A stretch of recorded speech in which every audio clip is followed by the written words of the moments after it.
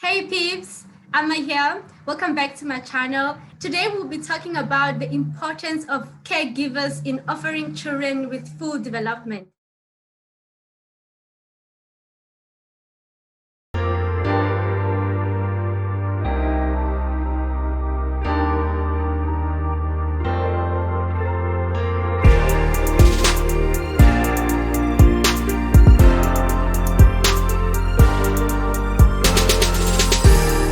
Joining me for today's conversation is Mandy Wu, who is a psychology lecturer, a curriculum developer, as well as an integrated wellness coach.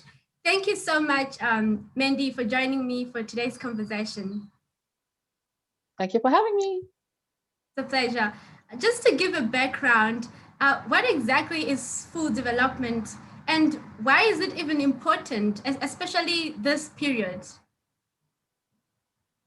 Well, as we're going through the pandemic, we've started to see family and work dynamics shift. So everyone's having to negotiate having children at home, and children are having to learn how to adjust to online school, also being homeschooled as well.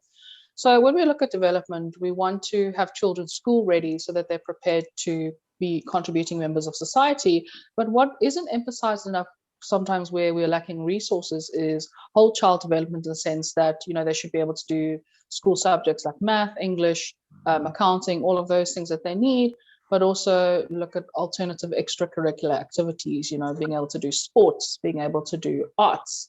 And these play to their strengths, which help to build confidence so that you're not only prepared for a job, but when you're coming at a key points in your life, you're able to use these strengths, or you actually have a full understanding of yourself, which is an advantage as an adult. Yeah, absolutely. There's this say where they say it takes a village to raise a child.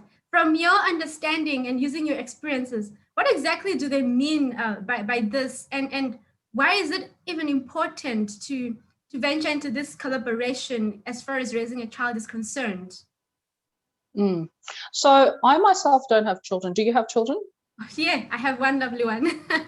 Oh, do you? Okay. I wanted to say, like, even just having one child, like being our age, venturing out, I think with the previous generation, there was a lot more of influence of the extended family. And I think living in a suburban environment where we're so far away traditionally from home, you don't have that societal support structure. I think a decade ago, you had the Industrial Revolution where jobs were, the dad was the breadwinner and the mother was the one who stayed at home and took care of the home.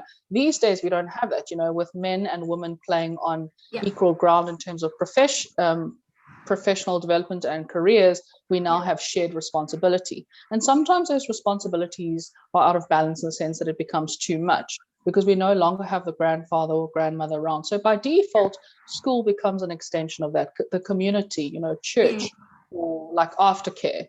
So it's really vital that where the parents might need support, that we have an extended social circle of support.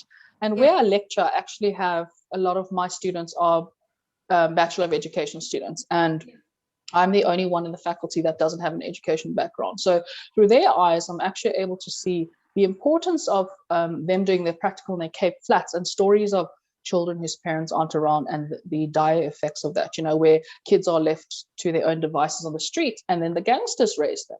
So, I mean, I think that answers your question. Yeah. So then that's why it's important to whoever that is in the children's lives should really take the role that a parent is supposed to take as far as raising that child, right? So if you're exposed to people that are going to just contribute to you negatively, you are likely to grow up into this lost person. Is that what you're trying to say?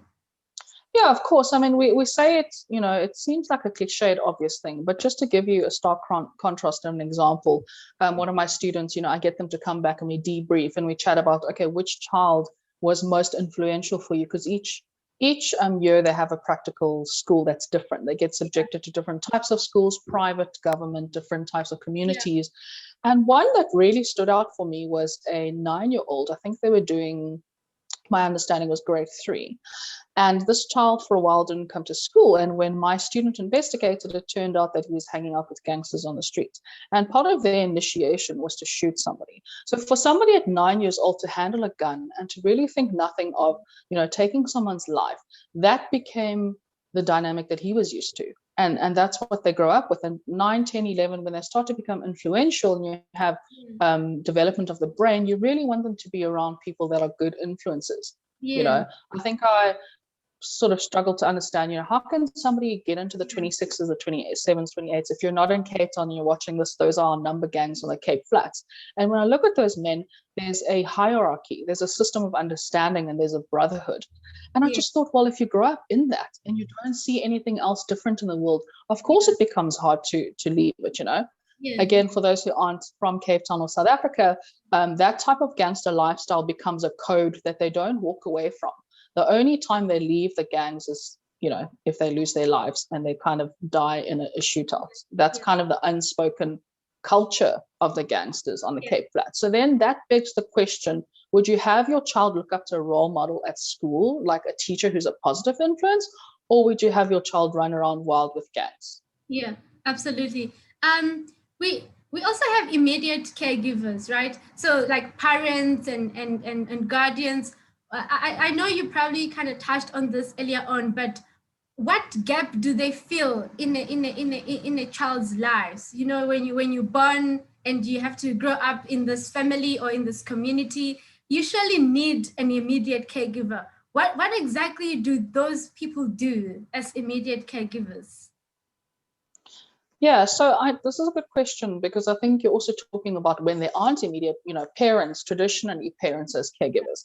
And I think in a country like South Africa, where we have child-headed households, or we have so many orphans due to HIV/AIDS, it becomes important that if there isn't a mother or father around, you want consistently at least to be somebody who is a role model, but the same person day to day.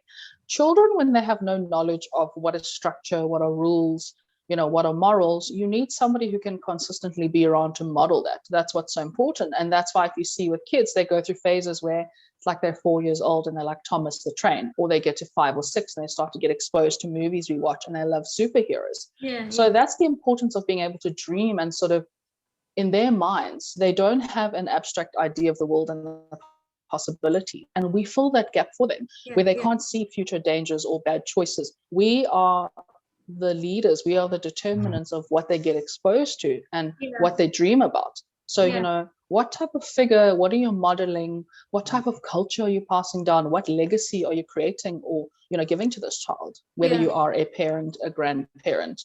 So what we've seen is, where there aren't mothers or fathers consistently, at the very least there should be a relationship between the primary caregiver, which might be an aunt or a grandparent, and then school is imperative as well. Yeah, absolutely. I came across this message one day when I was browsing my Facebook, and I'd like to read it to you, and maybe you can help me interpret it. You are picking up your child. Get off your phone. Your child is happy to see you. Are you happy to see your child? We have seen children trying to hand their parents their work they completed, and the parent is on the phone. We have had a child say, "Mommy, mommy, mommy," and the parent is paying more attention to their phone than their own children. So this is the message I came across. What are your thoughts just by reading this message? For me, I think it's clear that the world we live in is very much dominated by digital devices, by technology. And so how is it so important that caregivers such as parents take the time away from their phone and spend quality time with their children? This is so prevalent, especially in our age. I mean, as you said, you and I both know, like just this interview, we would not be able to connect if it weren't for technology. I think we're making giant leaps in technology, which is fantastic. But I think as a society, we're still slowly evolving. If we project that question to adults, how do you navigate online dating, the types of relationships you have, when we talk about people who ghost and then just disappear. It's really, I lecture on this, it's really started to affect our intimate dynamics, how we handle personal relationships with friends, with dating, with children. For kids, it's so important. It's a no-brainer. It's not a matter of you abandoning somebody that you're not into on Tinder. It's very important because children have minds that are still developing. They're young, they're still growing. So what you and I take for granted, where I can say, like, okay, today, I don't want to speak so and so because I don't have the energy for it as an adult, or in a friendship or a work relationship where you just have to put down a boundary because you're trying to rest or whatever. You can't do that with children. Like, children are like sponges, their energy is ongoing. They're always asking questions. They're always exploring. And so I've seen overseas, which really shocked me, it's, how can I judge people? Because, I've not been a parent myself, and I've heard this thing where people are like, you don't understand, you're not a parent. Yes, but I did specialize in, and I did study the thing that your parenting books are written on. So what I believe is that, parents being the primary caregivers, if we look at society as an ecosystem and the child as the center of that, the parent needs to be the barrier or the structure around that. So as we said about gangsterism, I've observed parents who often put technology in their kids' hands too young, and they don't realize that there's still neural pathways that are being developed. Like, you rob them of the emotional development. So whilst technology is great, I think it needs to be at an age that is appropriate. I think needs to be intention. So what I was saying before is, I've seen, for example, when I was teaching preschool, parents who will put iPads in front of their kids in a pram, and that just keeps the kid occupied whilst they're going on the mall. But the senses aren't fully developed yet. So things, as I said prior, that you and I take for granted as adults, we know we'll get back to each other, or we'll know, like, okay, you're older. If I don't get back to you now, it's okay. But kids are not like that. They need to be soothed, because that consistency, your presence with your emotion and your support is required for them to feel safe and for healthy development. If I can't trust that my mom's going to be there, what does that make me think about the rest of the world? So what we're getting to here, which we haven't brought up, is you and I know in the back of our heads, it's like an ecosystem. What ecosystem are you breeding for the child, or what environment are you creating for the child? It's like nurturing a plant. You want to have consistency. You want to have whole child, healthy emotional development, ideally. And as the parent, you take the lead in that. So we need to have a balance or a limit of some sort, like both from the parent side and the children side. So if I'm a parent, I need to also have my limit, to what extent can I go on my digital devices? So I need to balance between my digital life as well as my children, and also with the children as well. I can't just bombard my children with digital devices just to keep them occupied and entertained, but there should be a time for that, and there should be a time off from that. Wow. Yes, I think, I don't know if you know the series Black Mirror. Like, Black Mirror is pretty extreme, but it's just an example of how, unhinged, if we don't control technology, if we're not aware of how we're using technology to our advantage, how without boundaries it can actually be quite dangerous. Well, yeah. Wow. That's mind-blowing. Just to my last question, research shows that there are a number of children that are coming from broken homes, especially those that come to schools. They're from broken homes, like you indicated earlier. In the cave flats, for example, a lot of those children are without parents, without primary caregivers.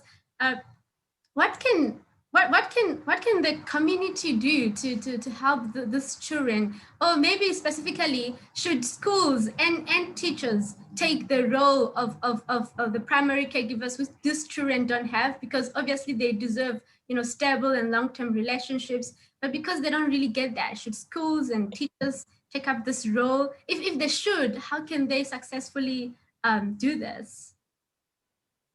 So usually if we look at schools and institution, you have school as an institution, church as an institution, religious communities. These are all extensions of a society at large. So if you have Sunday school in a Christian country and society, that will be an extension of the family's values. If you go to an Islamic country, they might have madrasa, which is Islamic education. It's after school where they learn about their religion. So school is imperative as an extension of the family. The family is what we call the microsystem, and the school is an extension of that. So if we take a little fishbowl as my analogy, you have fewer goldfish. It's mom and dad, or it's gogo, it's grandpa. Then you have school that's like a bigger pond. So the child learns to negotiate and move through the world based on those two templates.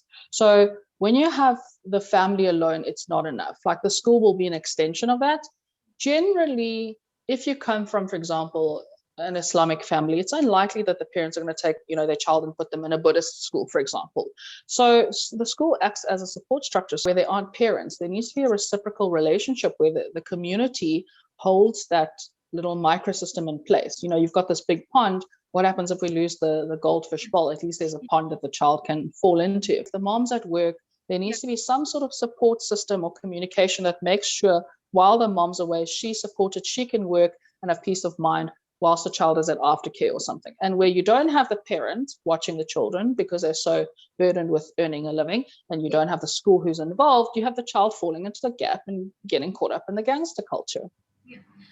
And that's everywhere. Mandy, let's say I'm a teacher and I have this child in my classroom who does not have primary caregivers such as parents. What can I do as a teacher and as a concerned teacher to help this child, just so that he or she can have the stable and long-term relationship that she's not really getting at home? What can I do to help? Yeah, so that's something I explored because we came up with these, as I was lecturing my students, we always had these repeated debriefings where teachers would say, like, we've got this problem, with that problem, this child, that child, which really stood out for them. So I thought, okay, we've spoken about problems. Our lecturing focuses on holes in the system. How can we come up with solutions? And therefore, I invited the city, because I have a political background, invited Dr. Badruddin, who in the city of Cape Town is responsible for our city services. So I didn't know this, but we have an extensive list of libraries, early childhood development centers. Depending on where you're at, I would suggest that a school reach out to the government regionally or provincially and find out, what resources, what's available, what organizations they collaborate with, because that's what the ecosystem is, right? You've got your organizations that might work on that might provide healthcare services or vaccinations or libraries. So you want that fine balance between the family working with the school, working with the community, working with NGOs, and then working with government at large. That's how you have your different circles when you talk about an ecosystem that ripple back and forth, because there's an interaction between the individual to the family, to the school, to the community. Now, if there's a broken chain of communication and that command, the child doesn't get the holistic development or support that it needs.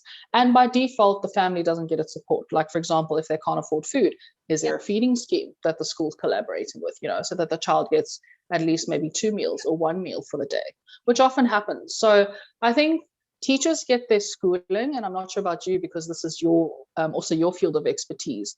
But what we don't have and what we need to work on in South Africa is that connection between community, between government, and schools and families. And I think that's what you mean by it takes a village to raise a child, right? We mean the collaboration from everybody and everybody doing their part just to ensure that those children get the love and care that they deserve in order for them to develop fully.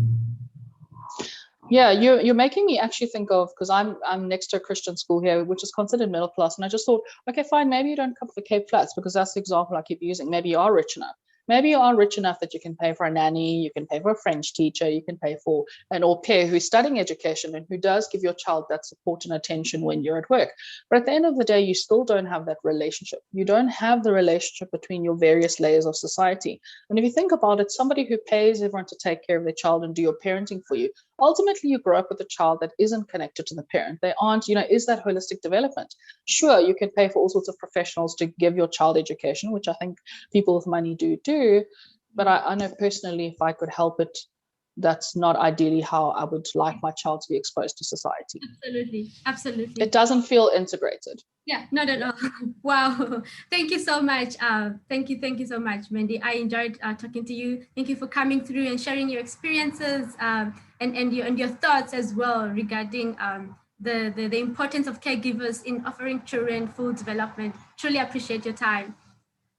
Thank you. You have such a wonderful channel. And yeah, I'm only so honored to have been asked to share my thoughts.